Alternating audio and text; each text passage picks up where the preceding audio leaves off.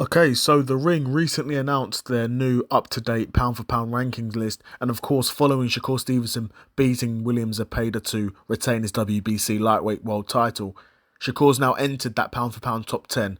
Now, I'm hearing a lot of people online sort of say Shakur doesn't deserve to be in the pound-for-pound top 10 because he's not maybe not got the resume of other guys in there. You know, your Canelos, your Terence Crawford, your Inoue's, your Usyks, right?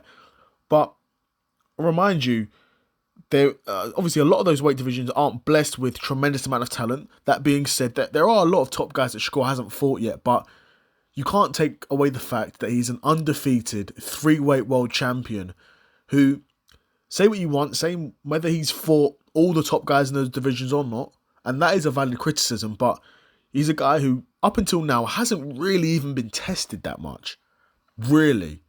Um, Actually, he has had some tough fights, but they've all been fights where Shakur's come out the other end of, pretty decisively winning. I don't think there's ever been a fight where I've seen the 12 rounds happen and I'm like, well, Shakur might not have won that. His defensive fundamentals are just so far and above everyone else at these sort of weight divisions. And to be honest, pretty much everyone in boxing. Because it's not even like once you get to the higher weight classes, there's loads of fighters blessed with a ton of defensive talent. It's not the case at all. But Shakur, and I've said this a million times about Shakur Stevenson, he's got such amazing boxing fundamentals. So, I'm not surprised he's in the pound for pound list. And in my opinion, he deserves to be in the pound for pound list. Like I said, he's an undefeated three-weight world champion. And, there's a few guys at 130, the 135 that could probably cause him problems. But are there any guys that I think will just walk through him? That's currently on 135, assuming Keyshawn Davis is now at 140, because I believe he missed weight at 135. Assuming Keyshawn Davis is now currently fighting at 140, who beat Shakur at 135? In my opinion, the only person that could do it is Andy Cruz.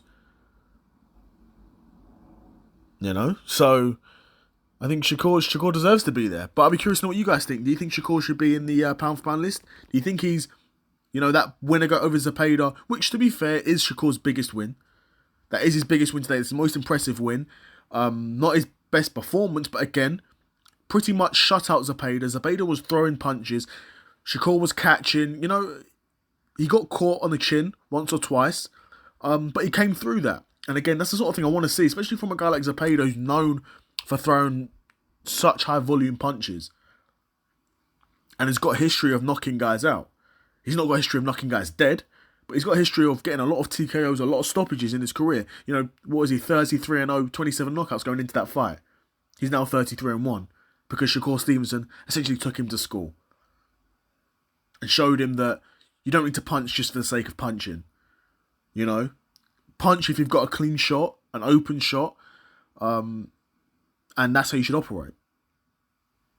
But yeah, I'd be curious to know what you guys think. Do you think Shakur deserves to be in the ring pound for pound list?